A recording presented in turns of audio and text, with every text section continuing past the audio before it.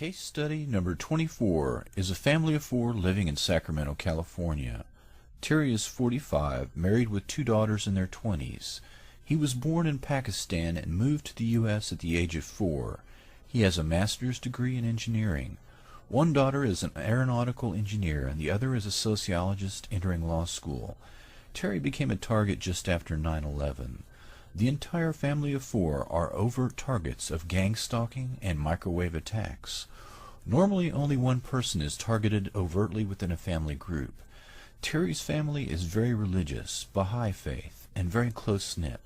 They are lucky compared to other targets who are purposefully isolated from family and friends. This family of targets has drawn together closer since they are aware of a collective torment.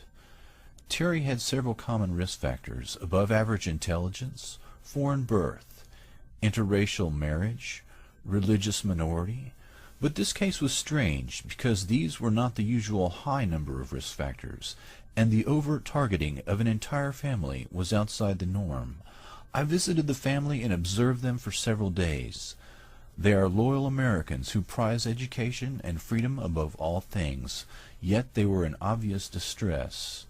Terry has owned his home for 28 years. The neighbors were newcomers who ran the gamut from strange to menacing. I identified about 8 different neighbors who I considered to be behaving in the standard manner of perpetrators.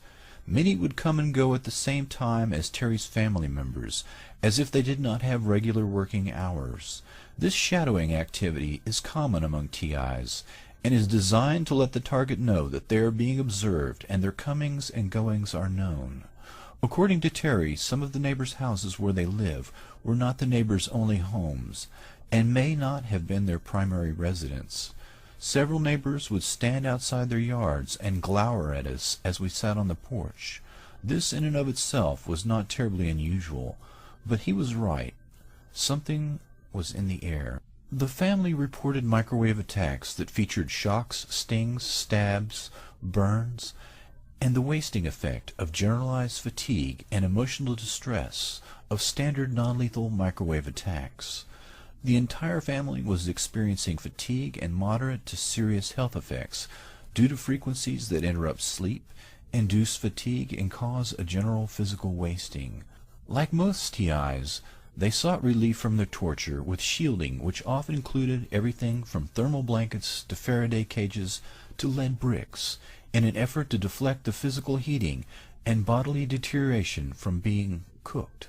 Terry has an engineering degree, so his house was a collection of what I find in the homes of most TIs: electronic detection equipment, thermal blankets, oscillating fans, humidifiers, and even at one point the family resorted to corrugated sheeting, placed at discrete angles stacked all around the outside of their house. The image of 12-foot by 3-foot wide corrugated sheeting entirely surrounding the outside of a house in suburban Sacramento did not go unnoticed. Terry showed the authorities the readings of elevated levels of microwave energy in and around his house, the burns on thermal blankets, the burns on vegetation outside the house, documented health effects on the family members including lupus, and the constant harassment and stalking behavior of his neighbors meticulously documented, all to no effect. Terry bravely made the evening news for 2 weeks, at which time he was forced to take his shielding down. Terry reported to me previously that he was walking on the side of his house and felt a blast of warm air. A large hose was coming out of his neighbor's attic and into his yard in a concealed manner. The neighbors who moved in all around him shortly after his targeting with microwave weapons began had planted fast-growing trees and hedges that formed an enormous U-shaped barrier 30 to 60 feet high on 3 sides of his home. It was a barrier that contained the air around his house very tightly. The prevailing wind generally pushed the airflow toward the front of his home and into the open area of the barrier, thus containing the air in a tight pocket around his home. When Terry discovered the concealed hose, he mounted very large industrial fans in his backyard and pushed the captive air out of the artificially created air pocket. A school that is less than 100 meters from his back door was immediately evacuated in what was described publicly as a gas leak emergency.